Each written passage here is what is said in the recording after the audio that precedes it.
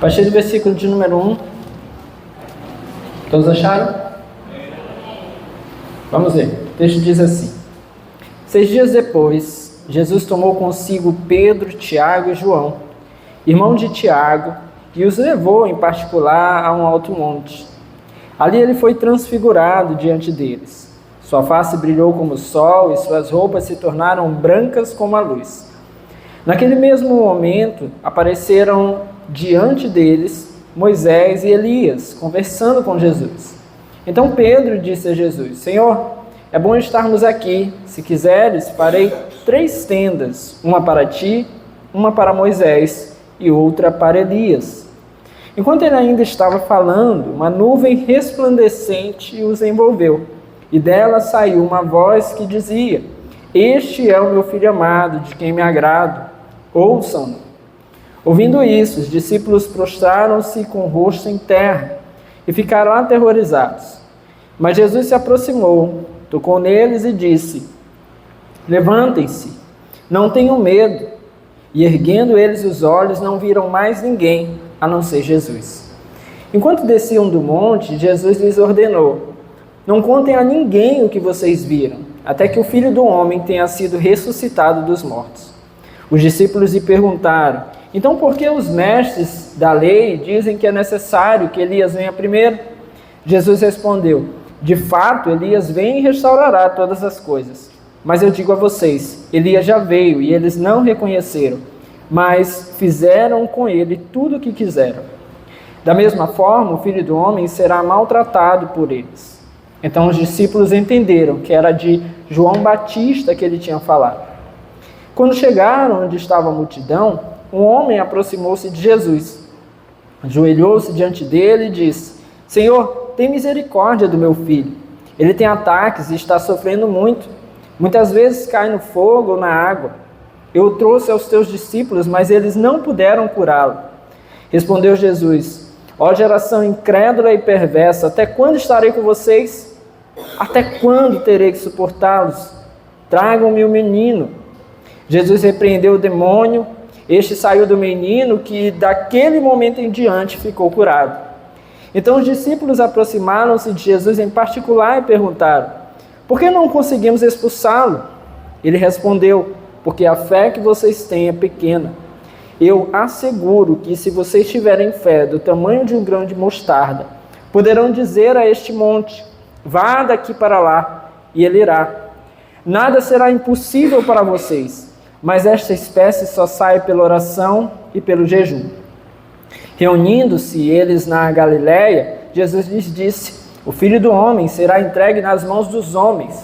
Eles o matarão, e no 3º dia ele ressuscitará. E os discípulos ficaram cheios de tristeza. Quando Jesus e seus discípulos chegaram a Cafarnaum, os coletores do imposto de 2 dracmas vieram a Pedro e perguntaram: O mestre de vocês não paga o imposto do templo? Sim, paga, respondeu ele. Quando Pedro entrou na casa, Jesus foi o primeiro a falar, perguntando-lhe: O que você acha, Simão? De quem os reis da terra cobram tributos e impostos? De seus próprios filhos ou dos outros? Dos outros, respondeu Pedro. Disse-lhe Jesus: Então os filhos estão isentos. Mas para não escandalizá-los, vá ao mar e jogue o anzol. Tire o primeiro peixe que você pegar, abra-lhe a boca, e você encontrará uma moeda de 4 dracmas. Pegue-a e entregue a eles, para pagar o meu imposto e o seu. Vamos orar? Senhor, essa é a tua palavra, e nós nos colocamos aqui em tua presença nessa hora, pedindo ao Senhor mais uma vez que nessa noite, Senhor, meu Deus, possamos ser fortalecidos pela tua palavra, pelo poder do teu Santo Espírito, que possamos, Senhor, meu Deus, não sair daqui dessa noite da mesma maneira como entramos, mas que possamos, Senhor, meu Deus, ser cheios da tua presença, movidos pelo teu Santo Espírito e pela tua palavra, compreendendo então a tua vontade, e que possamos viver lá fora, Senhor, aquilo que o Senhor espera de nós. Pai amado, em nome de Jesus nós oramos e repreendemos tudo que não presta, que não vem do Senhor. Todo pensamento ruim, todo medo, apreensão, ansiedade, dor e toda preocupação com as coisas lá fora, nós oramos e repreendemos esse lugar das nossas vidas e das nossas mentes nessa hora. Pedimos ao Senhor que nessa noite, mais uma vez, apenas a tua palavra e o teu Santo Espírito tenham lugar para agir e reinar no meio de nós. Amém e amém. Bom, meus irmãos, no mundo inteiro, ao longo de todo o tempo e de todos os tempos, na verdade, o homem ele é sempre guiado pela religião. Nós podemos encontrar, e é possível que existam povos sem uma estrutura legal, formal, sem leis.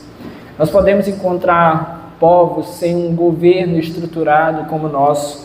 Nós podemos encontrar povos sem economias organizadas como a nossa, mas nós não vamos encontrar povos que não sejam guiados por uma religião, por um aspecto religioso. Nós não vamos encontrar povos que não tenham uma espiritualidade, porque na verdade a questão espiritual é aquela que domina e que conduz os povos ao longo dos tempos. A própria legislação, os próprios aspectos legais de uma civilização, de um povo, quando formados ali de uma maneira mesmo formal, decorrem geralmente de princípios espirituais que regem aquela nação. Nós aqui, por exemplo, no Ocidente, nós temos legislações que são, em sua grande maioria, guiados pelos conceitos que decorrem do pensamento judaico-cristão. Então, nós vamos encontrar na nossa legislação, nos Estados Unidos e tantos outros países, leis que estão ali diretamente atreladas com o aspecto religioso que encobre as nossas nações já há muitos anos. Então, isso é uma realidade. Nós precisamos entender isso. Foi Deus, na verdade, que colocou no coração do homem o anseio pela eternidade. Foi Deus que colocou no coração do homem o anseio por Deus. Porém, muitos homens não sabem como definir isso. Porém, muitas nações não sabem se voltar verdadeiramente ao Deus verdadeiro. Para nós, o cristianismo é então a religião, é o pensamento religioso que nos guia. Ele é então a revelação de Deus em si mesmo e do seu plano redentor para as nossas vidas. Mas ainda assim, é possível que haja homens que tenham, dentro do seu pensamento espiritual, dentro da sua espiritualidade cristã, tenham pensamentos então deturpados. E isso precisa então ser corrigido pelo próprio Senhor Jesus e pela sua palavra. E é isso que nós veremos hoje aqui. 2 tipos de espiritualidade que o texto nos apresenta aqui que estão equivocadas em comparação com a espiritualidade perfeita, que é aquela que o próprio Senhor Jesus nos apresenta. Amém? Bom, o primeiro exemplo para nós, e isso nos traz aqui uma espiritualidade equivocada, está aí do versículo 1 até o versículo de número 8, no acontecimento, que é chamado de transfiguração. Aqui nós vamos ver o exemplo de uma espiritualidade equivocada, um êxtase sem entendimento. Nós vamos ver aqui os 3 discípulos mais íntimos de Jesus sendo levados a um momento ali de encontro espiritual, ali vamos dizer que muito elevado em relação ao que muitos outros poderiam viver, porém sem o entendimento da palavra. E isso aqui é certamente um equívoco no que diz respeito a essa espiritualidade. No capítulo anterior, nós vimos Jesus se revelando ali justamente, predizendo ali a sua morte na cruz. Agora, ele vai revelar a sua glória. Afinal de contas, meus irmãos, a cruz aponta para a glória do nosso Senhor Jesus. Então, tendo falado ele da cruz no capítulo 16, agora no capítulo 17, ele vai dar uma mostra aí da sua glória.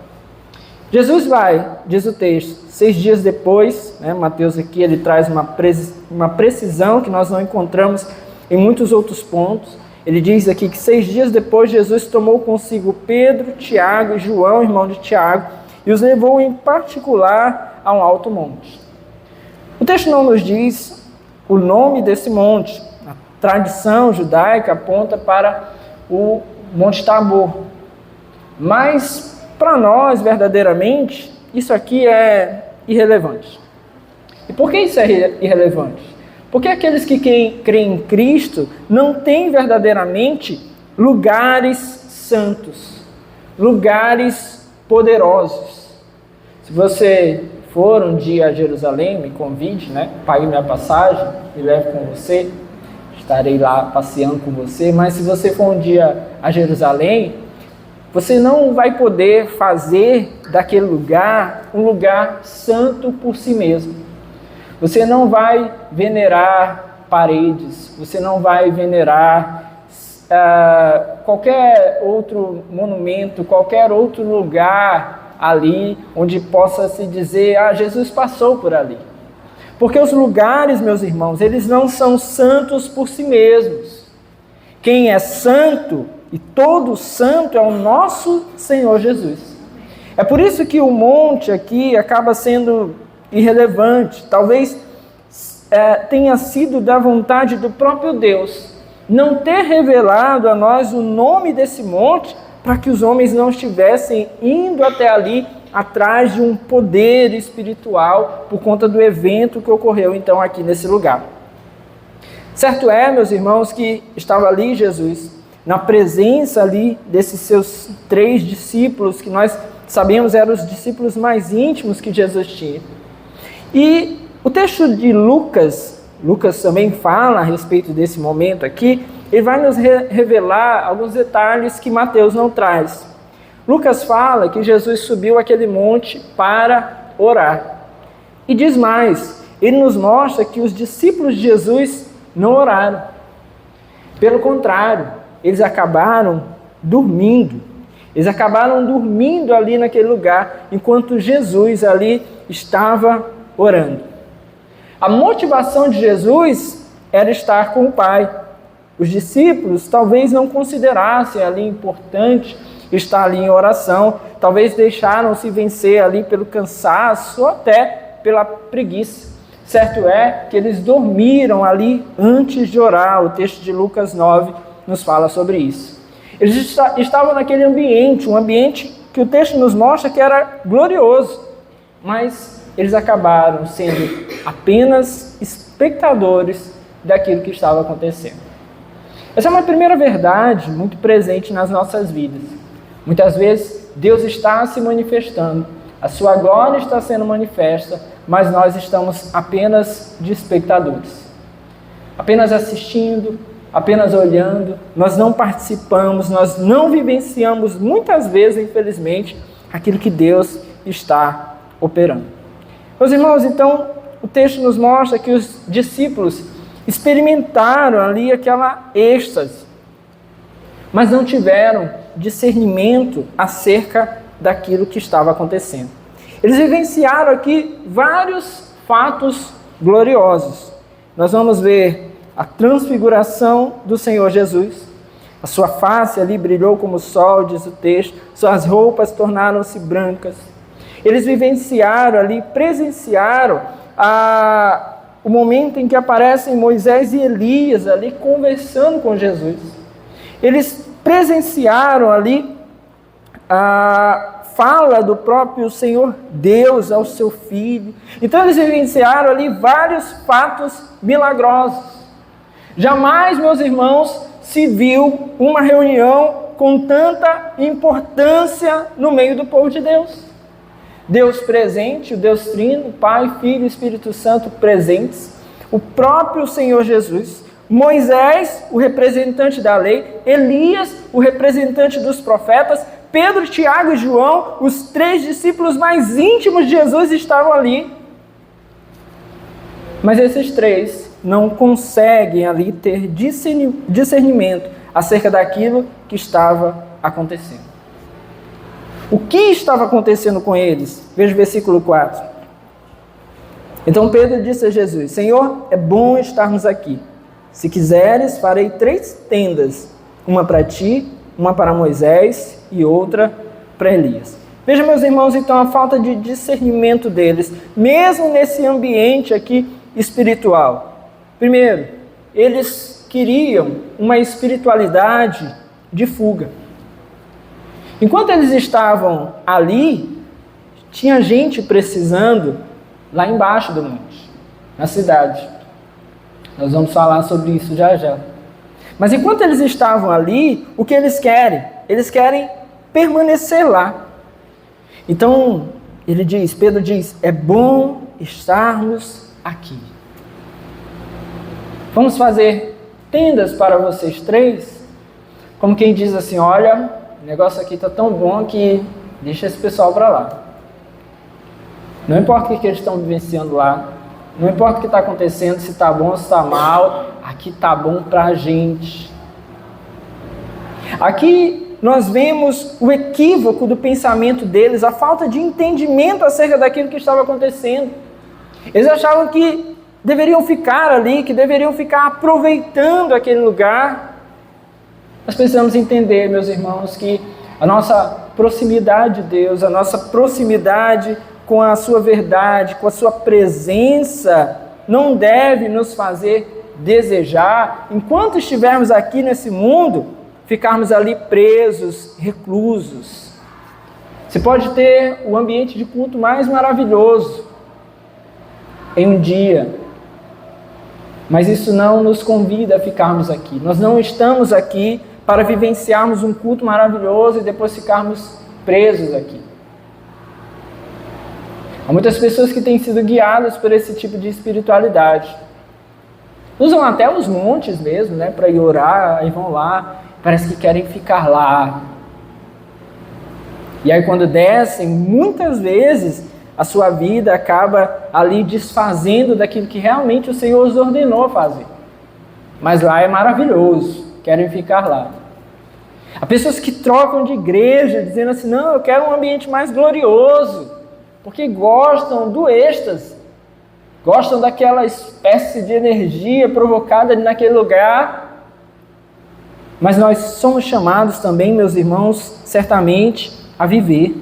Então esse pensamento aqui, essa espiritualidade de fuga, não é o que o Senhor nos chama a fazer.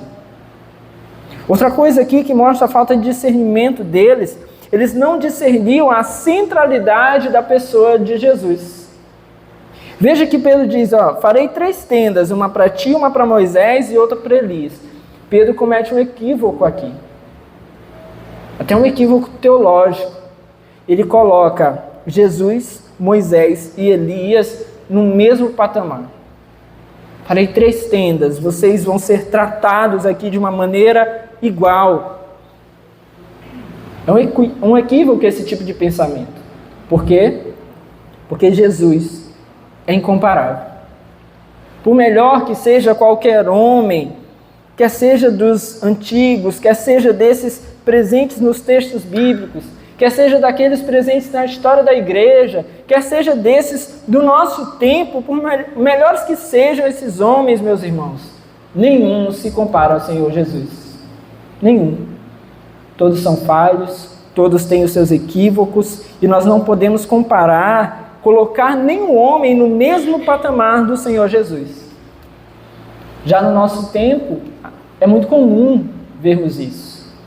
Pessoas que acabam idolatrando figuras do meio cristão, do meio evangélico, principalmente. Idolatrando figuras, colocando ali num patamar similar ao do Senhor Jesus. Isso aqui nos mostra também essa falta de discernimento deles. Uma espiritualidade aqui equivocada, sem entendimento. Quando colocamos pessoas ali em uma posição onde podem ser equiparadas a Jesus. O próprio Senhor, o próprio Pai, corrigiu então a visão deles. Versículo 5. Enquanto ele ainda estava falando, uma nuvem resplandecente os envolveu. E dela saiu uma voz que dizia, este é o meu filho amado, de quem me agrado, ouçam. O Senhor precisou corrigir ali o pensamento deles. Olha, Moisés está aí, Elias está aí, mas esse aqui, Jesus, é o meu filho amado. Esse vocês devem ouvir. Então nós precisamos direcionar o nosso pensamento, a nossa espiritualidade, o nosso pensamento religioso para Cristo. Jesus é o centro, amém? Ele é o centro. Para Ele nós devemos nos voltar, Dele nós devemos escutar a palavra, somente dele. Nenhum homem que nos traga, meus irmãos, palavras que não sejam as palavras do Senhor, deve ser levado em consideração no que diz respeito às questões espirituais. Nenhuma palavra que vá além da palavra dele, da palavra de Deus, deve ser levado em consideração. Então o Senhor foi lá e corrigiu isso. Por fim, eles estavam ali, mas eles tinham medo do sagrado. Veja o versículo 6. Ouvindo isso, os discípulos prostraram-se com o rosto em terra e ficaram aterrorizados. Mas Jesus se aproximou, tocou neles e disse: levantem-se, não tenham medo. Veja que a falta de discernimento fez com que eles ficassem amedrontados ao ouvir a voz de Deus. O nosso relacionamento com o Senhor precisa nos levar a uma intimidade. O pensamento equivocado, o entendimento equivocado acerca das coisas de Deus, ainda que num ambiente de êxtase, vai nos levar a ter medo de Deus. Pastor, mas isso não acontece com a gente. Acontece. Acontece quando nós temos medo de Deus, da sua palavra. Temos medo daquilo que Ele nos diz. Temos medo de viver e obedecer aquilo que Ele nos ordena. Tanto temos medo que muitas vezes fazemos as coisas da nossa própria maneira, porque tememos o que pode acontecer se fizermos de acordo com a vontade de Deus. Então temos medo. Podemos não ficar assim, estarrecidos, demonstrar esse tipo de medo aqui demonstrado naquele lugar, presencialmente, mas muitas vezes temos medo de obedecer a Deus. O segundo tipo de espiritualidade equivocada aqui nós vamos ver a partir do versículo 14.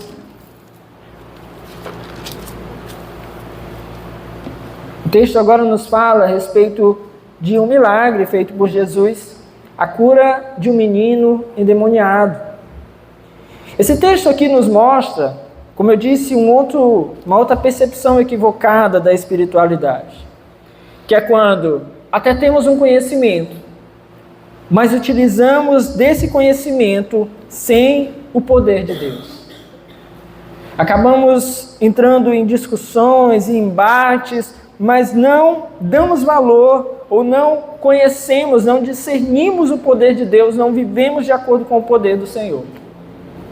O texto agora nos mostra que quando Jesus desceu do monte, estavam ali embaixo os seus discípulos, os outros 9 apóstolos, 3 estavam com o Senhor Jesus, e eles estavam ali literalmente cara a cara com o diabo.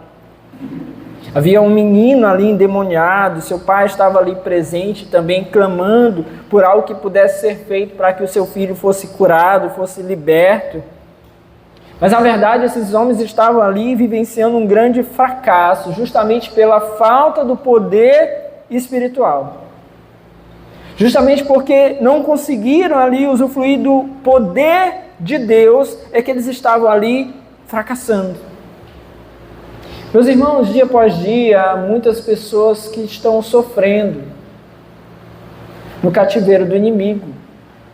Estão presos em seus pecados, presos aí em toda a maldade, presos muitas vezes de uma forma bem literal mesmo, tomados muitas vezes pelo poder do inimigo.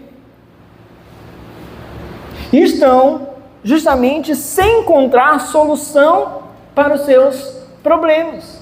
Veja aqui que o texto nos mostra, tinha um pai desesperado. Versículo 15 nos mostra a sua fala: Senhor, tem misericórdia do meu filho. Esse pai estava desesperado. Quando ele olha Jesus, ele parte até Jesus desesperado, porque ele estava à procura de auxílio. O que aconteceu? O diabo invadiu a sua casa, tomou o seu filho, e estava destruindo a vida dele, estava acabando com a vida do seu único filho. E certamente, por consequência, acabando com aquela família.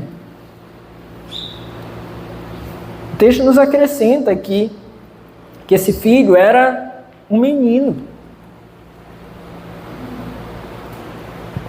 Era uma criança, meus irmãos. Era uma criança. Aqui onde o texto fala menino, a palavra original, o grego, a ideia é um menino ou uma criança entre a sua idade, o seu tempo no ventre, até a sua idade ali ainda menino, né? Vamos dizer, criança ali, 12 anos. Então, o mais provável aqui é que esse tormento já durasse ali tempo, anos, desde o seu nascimento talvez. Esse menino era atormentado, então imagine aqui o tormento dessa família. E a questão é, diante de tantas pessoas sofrendo, tantas pessoas atormentadas, tantas pessoas aí no cativeiro do inimigo, a igreja, meus irmãos, ela tem conseguido dar respostas a essa sociedade que está aí sem esperança e aflita? Nós temos conseguido dar a essas pessoas algum auxílio, algum alento? Nós temos conseguido ampará-los por meio do Evangelho, do poder de Deus? Ou a nossa espiritualidade, ela não tem servido para isso? A nossa espiritualidade, será que ela não tem servido para amparar as pessoas que precisam de socorro, precisam de auxílio? Nós temos que nos questionar isso. Nós temos aqui alguns pontos. Primeiro, tem gente sofrendo, enquanto os discípulos de Jesus, aqui no texto, perdem tempo em discussões infrutíferas. Veja aí mais uma vez o texto, a partir do 14. Quando chegaram onde estava a multidão, o homem aproximou-se de Jesus, ajoelhou-se diante dele e disse: Senhor, tem misericórdia do meu filho, ele tem ataques e está sofrendo muito. Muitas vezes cai no fogo ou na água. Eu o trouxe aos teus discípulos, mas eles não puderam curá-lo. E Jesus respondeu: ó geração incrédula e perversa, até quando estarei com vocês? Até quando terei que suportá-los? Traga-me o menino. E Jesus repreendeu o demônio, este saiu do menino, que daquele momento em diante ficou curado. Bom, o texto de Lucas nos revela que os discípulos de Jesus estavam discutindo com os escribas. Esse homem chegou até ali com o menino. O texto nos diz que ele foi buscar auxílio dos discípulos de Jesus. Certamente na ausência de Jesus, talvez alguém tivesse indicado: olha, os discípulos dele estão ali, estão aguardando ele não está lá, mas os discípulos estão ali aguardando. Ele então foi levado a crer que os discípulos que caminhavam com Jesus, que já haviam sido ordenados a pregar em nome de Jesus, poderiam fazer alguma coisa. Esse homem vai lá e agora ele está frustrado. Os discípulos de Jesus não conseguiram expulsar o demônio do seu filho. Os discípulos de Jesus não conseguiram fazer nada. E para piorar, eles estavam perdendo tempo discutindo com os escribas, que talvez viram toda a situação, estavam ali por perto de toda aquela situação, e começaram então a discutir tudo aquilo ali, naquele momento. Imagina, o menino sofre, um pai sofrendo, e os discípulos de Jesus discutindo.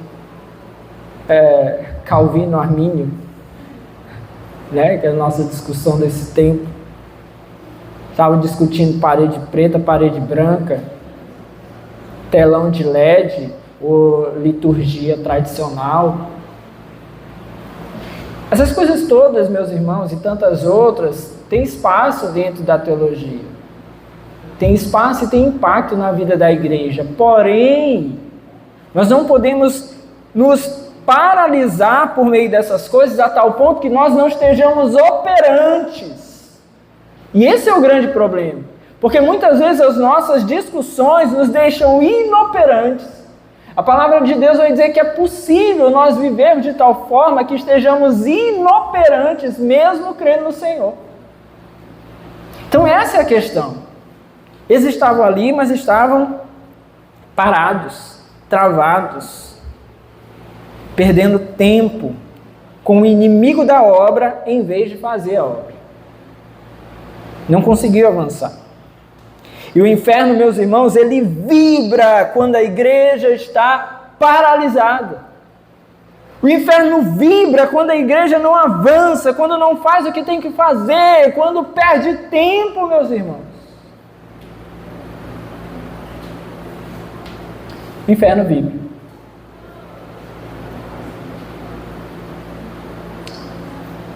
E muitas vezes a gente está até querendo perder tempo, porque é mais cômodo. É mais cômodo. E às vezes a gente dá uns nomes bonitos. A gente chama de comunhão, a gente chama de estudo, a gente chama até de crescimento espiritual. Entenda bem, tudo isso é importante. Comunhão, estudo, crescimento espiritual, tudo isso tem o seu lugar. O problema é, você nunca fez isso, mas tem gente que faz.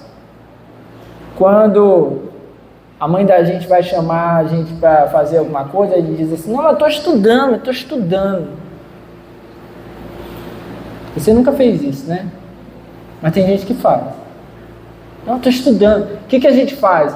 A gente, para fugir do trabalho, a gente tenta validar dizendo assim, eu estou fazendo uma coisa produtiva, importante.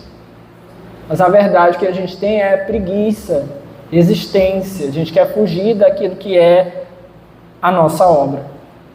Então nós temos uma obra a fazer, mas muitas vezes nós estamos disfarçando, para não cumprir essa obra, nós estamos disfarçando com aquilo que nos vai deixando paralisados.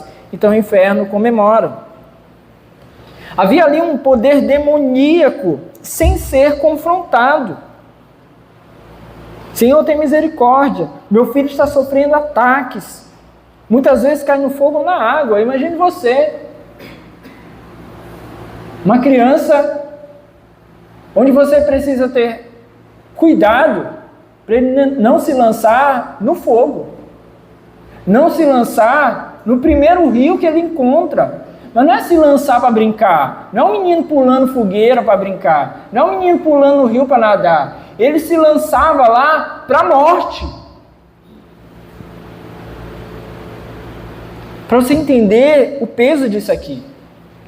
Um pai desesperado porque o seu filho poderia tirar a própria vida a qualquer momento, guiado ali por obra de Satanás. E diante do inimigo, meus irmãos, nós temos aqui dois extremos que são preocupantes. Primeiro, aqueles que subestimam o inimigo. Desdenha. Não. O diabo não tem poder. Ele não tem como fazer nada. Subestimam o inimigo.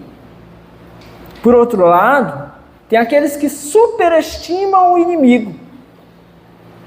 Que só fala de demônio. Você vai naquele culto lá que só fala de demônio. É o demônio que está lá, está expulsando demônio, entrevistando demônio. E só falta cultuar o demônio. De tanto que se fala do demônio, não se fala de Cristo. Não se fala de cruz, não se fala de arrependimento. Então são aqueles que acabam superestimando o poder de Satanás.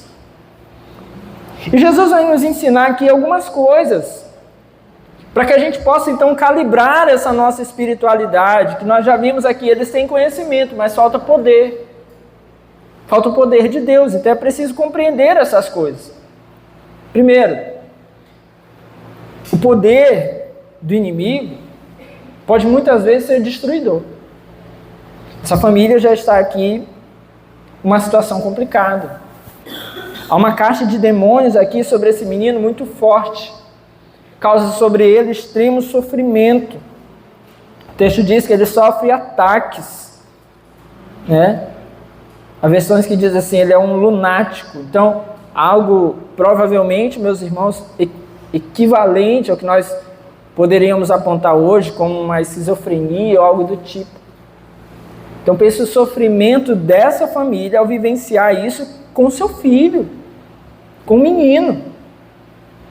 Então o inimigo ele tem um poder forte que pode levar a um extremo sofrimento muitas pessoas. Nós não podemos desconsiderar isso. Outra coisa, que a possessão demoníaca é uma realidade na vida de pessoas. É possível que aqueles que não têm o Senhor, que não têm o Espírito, sejam dominados por demônios.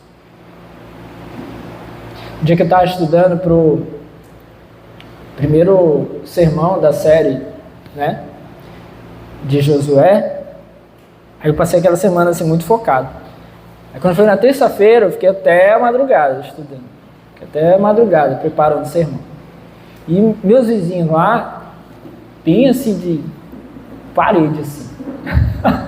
Nesse dia eles aproveitaram para receber uns amigos deles lá.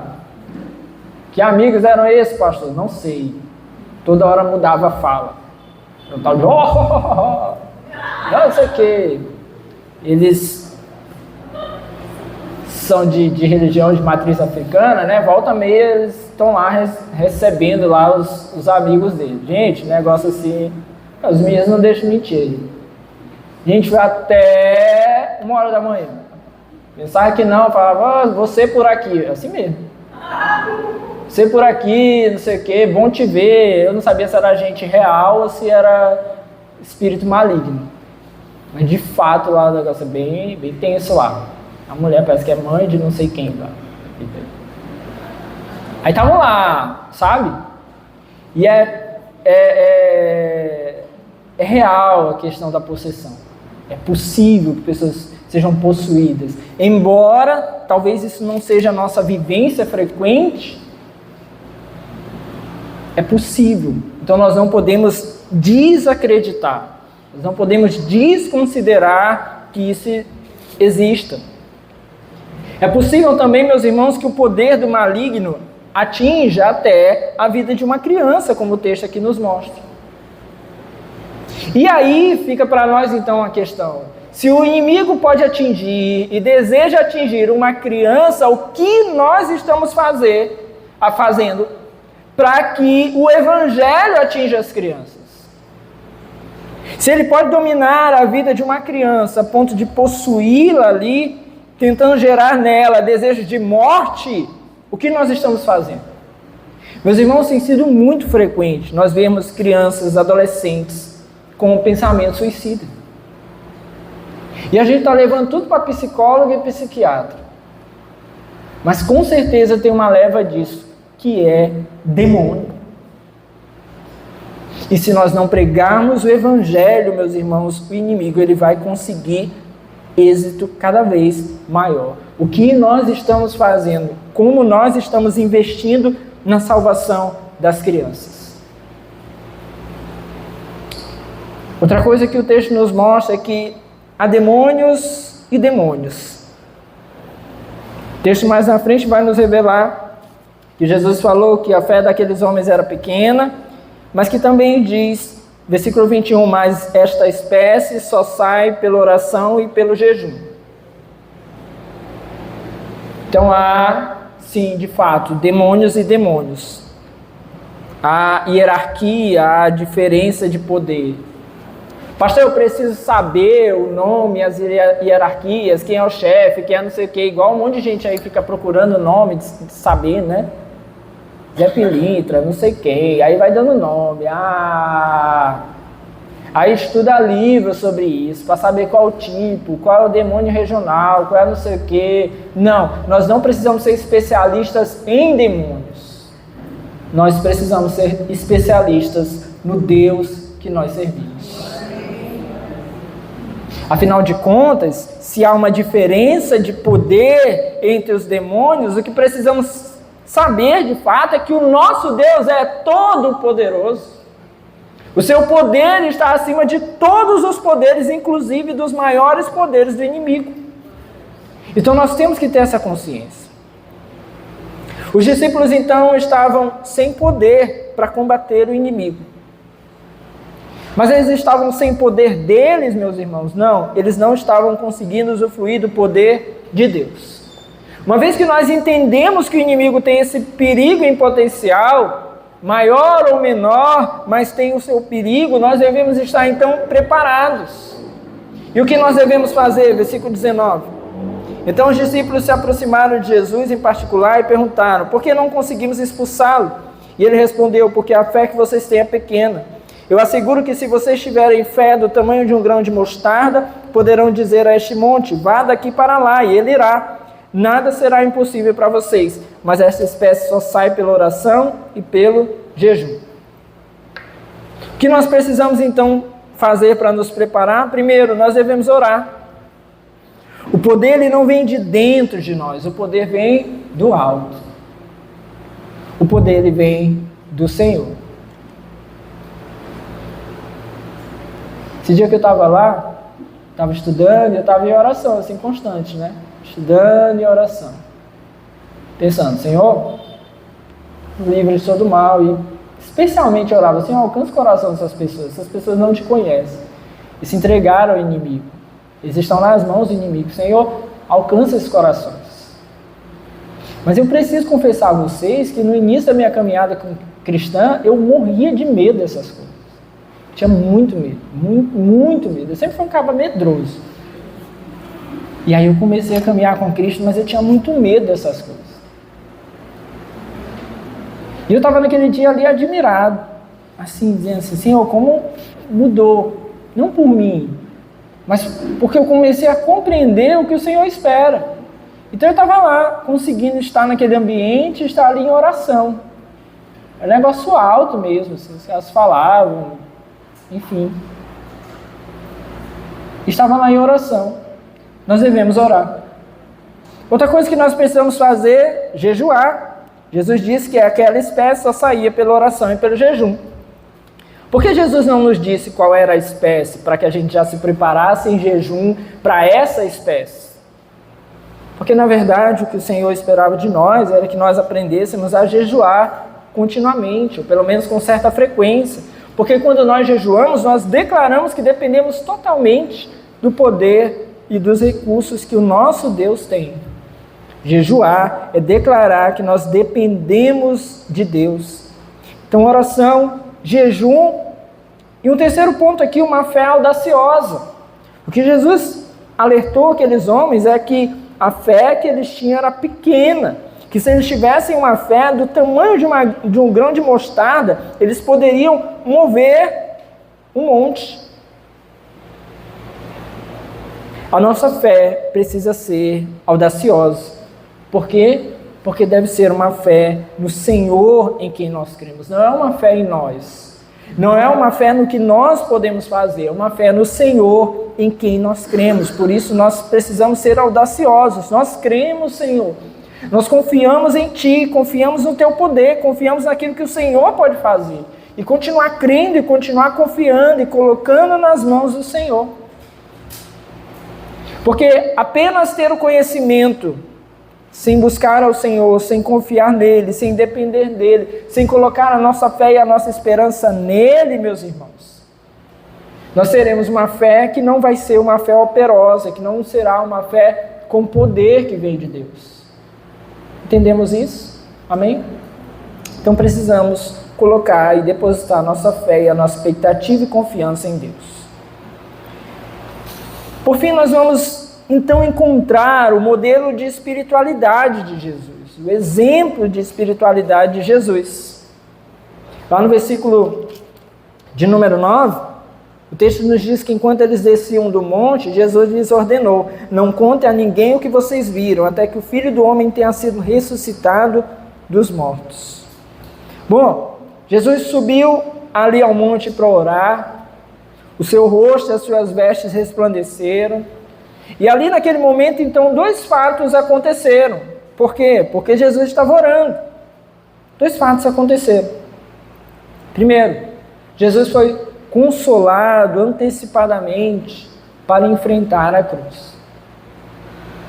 Depois, o Pai confirmou ali o seu ministério. Aquele ambiente ali, onde houve a transfiguração, e a propósito, o que é transfiguração? Isso é importante entender. A ideia de transfiguração é como se o interior, aquilo que é a essência mesmo do ser ou da pessoa, se mostrasse além daquilo que é exterior. Então Jesus estava ali, homem em corpo físico, né?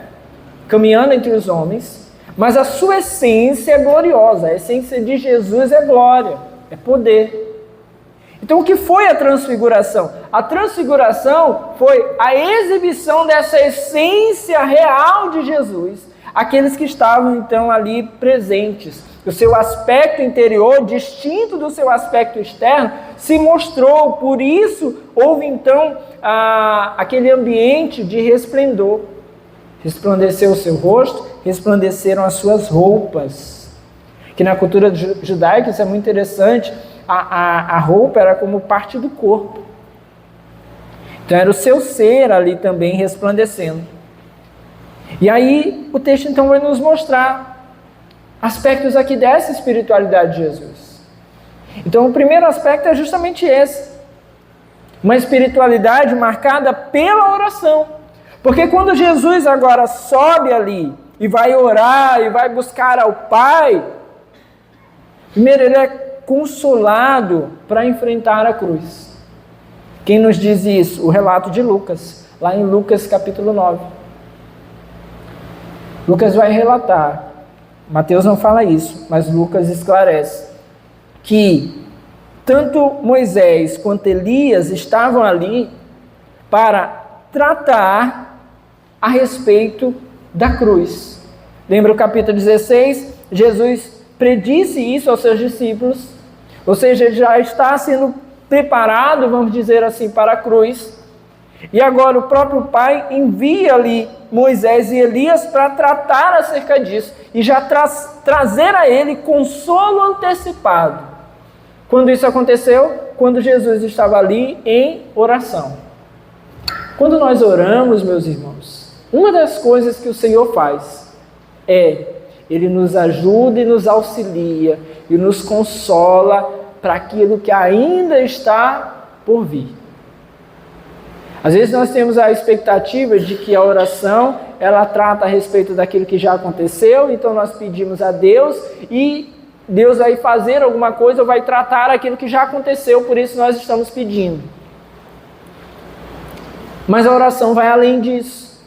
Porque quando nós oramos, o Senhor que nos conhece e que sabe aquilo que está por vir, trata o nosso ser, prepara o nosso coração, prepara a nossa vida, ainda que nós não saibamos, para aquilo que está por vir. Muitas vezes nós vamos sendo exatamente consolados antecipadamente, nós vamos sendo preparados, a nossa mente vai sendo preparada quando nós oramos. O Senhor Jesus foi consolado ali. E aí o segundo aspecto que vem por meio da oração é justamente que o Pai confirma então o seu ministério. Versículo 5, enquanto ele ainda estava falando, uma nuvem resplandecente os envolveu e dela saiu uma voz que dizia: este é o meu filho amado de quem me agrado, ouçam. O Pai confirmou então agora o ministério do Filho. Enquanto os discípulos queriam igualar Jesus a Moisés e Elias, o Pai veio e demonstrou que ele era superior a eles. Por meio das orações, o Senhor trata a nossa vida, inclusive em relação àquilo que nós devemos fazer. Vamos sendo orientados em relação ao nosso ministério. Ore, e o Senhor dará a você conforto, consolo, direção, instrução, caminhos, meios, sabedoria para fazer aquilo que precisa ser feito. Ore e o Senhor vai direcionar a sua vida para que você possa servi-lo. A segunda marca da espiritualidade de Jesus é que ele não busca a sua própria glória. O texto, então, a partir do versículo 9, vai nos mostrar exatamente isso. Jesus disse: olha, não conte a ninguém o que vocês viram, até que o Filho do Homem tenha sido ressuscitado dos mortos. Jesus falou: olha, vocês não precisam contar. Não vão sair por aí contando que o que vocês viram, que era algo glamouroso. Mas não vão sair por aí contando aquilo que vocês viram. Foi a orientação de Jesus. Nem que vocês considerem aqui, que vocês viram Elias, que viram Moisés. Vocês não precisam contar isso. Por quê? Porque Jesus não está buscando ali glória na boca dos homens. Jesus não está ali buscando isso. Veja o que o texto diz no versículo 10. Os discípulos lhe perguntaram: então por que os mestres da lei dizem que é necessário que Elias venha primeiro?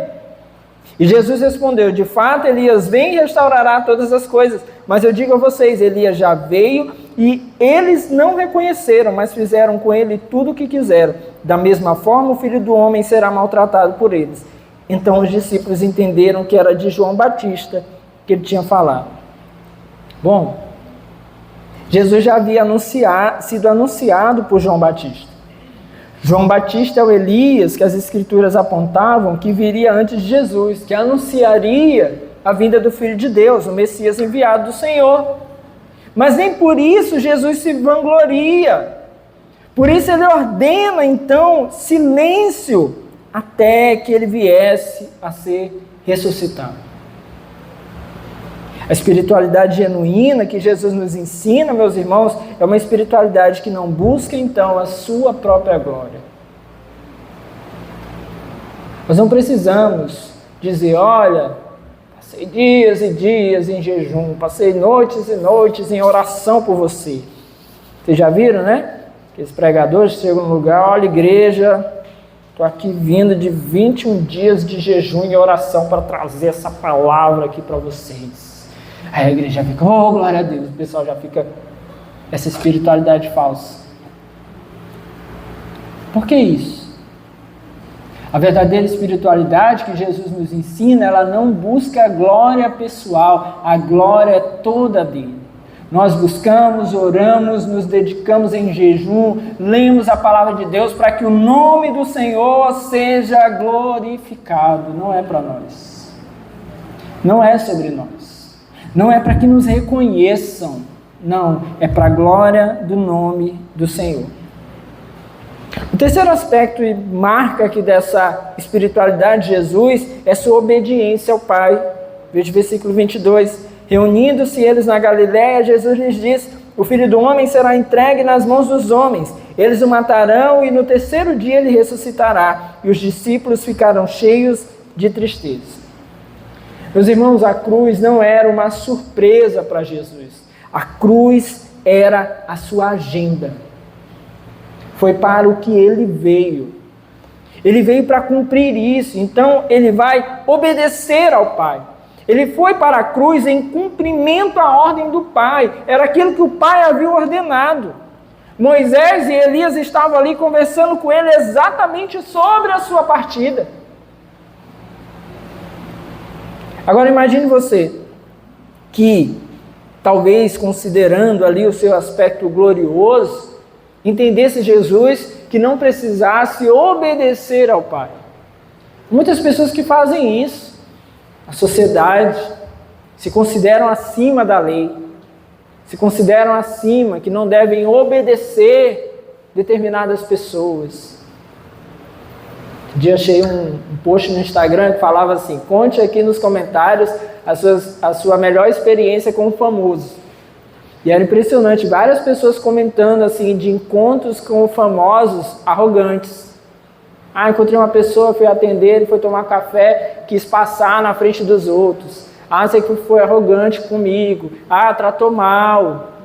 Haviam boas experiências também, mas havia várias pessoas relatando isso. E por que isso ocorre? Porque muitas vezes as pessoas se consideram acima dos outros porque tem algum nome, tem alguma fama ou tiveram alguma experiência a ser considerada como reconhecida diante dos outros. Mas, meus irmãos, para nós isso não deve ser um aspecto da nossa espiritualidade, amém? Nós somos chamados a obedecer o nosso Pai. Uma marca da nossa vida espiritual deve ser essa marca que Cristo tem. Nós somos obedientes a Deus. Obedientes ao nosso Senhor, nós servimos a Ele, nós nos colocamos diante dEle em servidão à sua vontade, à sua palavra. Assim nós devemos ser. Essa é uma vida espiritual que agrada a Deus. E o último ponto aqui, a última marca dessa espiritualidade de Jesus, é a sua profunda humildade. E isso nós vemos aí no versículo de número 24 em diante. O texto nos diz que Jesus chegou, então, depois disso, a Cafarnaum. Era a última vez que Jesus ia a Cafarnaum antes da sua morte. E chegando lá, os coletores de impostos vieram até Pedro perguntar: o mestre de vocês não paga o imposto do templo? Havia um imposto dos judeus que era referente ao templo. E esse imposto era no valor de 2 dracmas. E vieram logo arguir, perguntar ali então a Pedro se o líder dele não fazia esse pagamento. Se Jesus não pagava isso. E é muito interessante a resposta de Jesus, o posicionamento de Jesus. Primeiro, Pedro sendo perguntado, ele diz assim: sim, paga. E é meio esquisito aqui, porque parece que Pedro nem sabe direito, ele só quer responder: sim, paga. Mas aí depois ele vai encontrar Jesus na casa, e Jesus, já sabendo o que tinha acontecido, vai então e diz, versículo 25 ainda: quando Pedro entrou na casa, Jesus foi o primeiro a falar, lhe perguntando: o que você acha, Simão? De quem os reis da terra cobram tributos e impostos? De seus próprios filhos ou dos outros? Essa aqui parece bem com a gente, né? Filho de gente que manda aí, parece que nunca... Mas o filho dos outros tem que pagar, né? A gente tem que pagar imposto. Certo é que Jesus perguntou isso para Simão: Simão, os reis desse mundo cobram impostos dos seus filhos? Simão vai dizer: não, eles cobram dos outros. E o que Jesus diz então? Então os filhos estão isentos. Por que Jesus está falando isso aqui? Ele é o Filho de Deus, amém? O imposto aqui referente ao templo. Jesus está dizendo assim algo como: olha, é meu pai. Eu não deveria pagar ou precisar, eu estou isento do pagamento do imposto do templo, porque o templo não é de Deus, ele não é o meu pai, eu não deveria pagar. Mas a atitude de Jesus aqui é de uma nobreza extrema, de uma humildade extrema. Ele diz assim então: mas para não escandalizá-los, vá ao mar e jogue um anzol. Ele não precisaria, mas para não escandalizar aquelas pessoas, ele vai mandar Pedro ir até o mar e jogar o anzol. Alguns aspectos aqui sobre essa marca no mistério de Jesus. Primeiro, apenas Mateus, que era cobrador de impostos, registrou esse milagre. Nós não encontramos esse milagre nos outros livros. Outra coisa, Jesus deixou claro que o seu pai era o rei, era o Senhor. Então, Jesus deixa isso aqui ainda mais fortalecido, ainda mais consolidado. Eu sou o Filho de Deus. Meu pai é o Senhor. Senhor sobre vocês, Senhor sobre o templo, e o meu pai, Senhor sobre a minha vida. Nós então temos aqui o único milagre que não tem o registro do seu desfecho.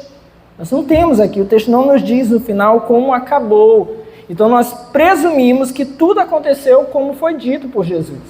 Assim como ele orientou Pedro, que fosse então até o mar, jogasse ali o anzol, pegasse o primeiro peixe, abrisse ali então a sua boca e tirasse uma moeda de 4 dracmas da boca do peixe. O texto não nos relata, nós presumimos que exatamente assim foi que aconteceu.